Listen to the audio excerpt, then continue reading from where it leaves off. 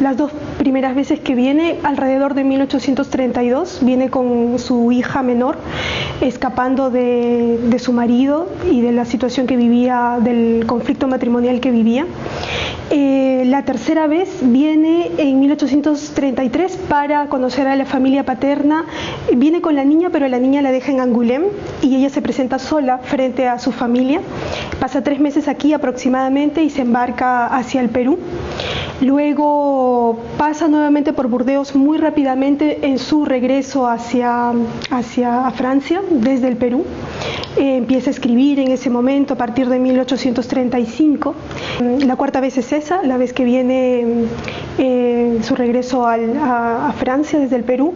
La quinta vez viene para iniciar su proyecto de lucha social, es decir, para presentar uno de sus libros más populares mientras ella estuvo viva, que fue La Unión Obrera. Y eso fue en 1843. Pasa entre el 15 y 29 de septiembre de ese año, todos esos días en Burdeos, haciendo un ensayo de lo que va a ser su Tour de France por todo el país, ¿no? Divulgando las ideas de su libro La Unión Obrera. Entonces viene, se entrevista con un grupo de obreros, visita librerías. Es un viaje absolutamente político y totalmente diferente a los anteriores, que fueron más familiares. Pasa todo ese tiempo aquí haciendo ese trabajo y finalmente, ya dentro de su gira política, ella regresa aquí en 1844.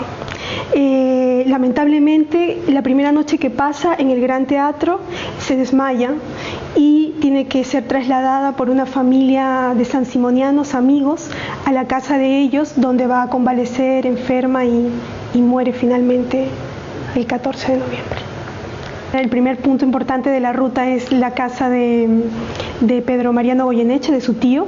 Funcionó ahí el primer consulado del Perú, y el primer cónsul del Perú, hay muchas fuentes bibliográficas que dicen que fue el propio tío, Pedro Mariano Goyeneche, pero en los archivos, más bien en la documentación de la época, afirman, y en el acta de defunción de Felipe Bertera, este joven español, afirman que fue él el primer cónsul del Perú, y que fue esa la sede del consulado del Perú en esa época, 1833.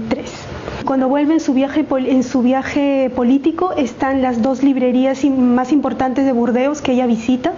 Están en el centro de la ciudad, en una calle bastante famosa, Cour de l'Intendance, y la Cour de Chapeau Rouge. Visita las librerías porque quiere ver cómo se está vendiendo su libro, La Unión Obrera, y se da cuenta que las librerías son, digamos, están mucho más cercanas a la burguesía, y que ese no es el medio más adecuado para difundir sus ideas, ¿no? Porque en una librería se ha agotado su libro, pero el librero no tiene mucho interés en seguir vendiéndolo. En la otra librería le dicen que, bueno, que sí, que han vendido su libro, pero que prefieren no seguir haciéndolo porque no quieren que su librería se llene mucho de estas personas muy revolucionarias y muy violentas en la época. Entonces ella sale después de la entrevista con estos dos libreros y decide, digamos, tiene mucha más convicción en su idea de que su libro no se puede difundir ni por suscripciones ni a través de la venta en librerías, sino que es ella misma la que tiene que entrevistarse con los obreros, ir a los sindicatos y explicar sus propuestas. Entonces es lo que va a hacer desde ese momento, ¿no? Y inicia así su Tour de Francia. Yo creo que es muy curioso, pero yo creo que deberíamos empezar la ruta por el final y luego, es decir, empezar por el final y terminar por ese mismo punto también. Es como un punto de inicio y de llegada, que es el cementerio, ¿no? La Chartreuse es el cementerio donde ella está enterrada y donde se ha construido su monumento, y donde otras organizaciones de obreros han puesto luego placas recordatorias. Hay una institución muy importante que ha construido una placa recordatoria, y es el lugar donde en muchas ocasiones se han celebrado encuentros, y es un centro de reunión anual, ¿no? Cada 14 de noviembre se recuerda la muerte de Flora Tristán y hay una pequeña representación de los obreros de Burdeos, del sindicato y del Consulado del Perú que van a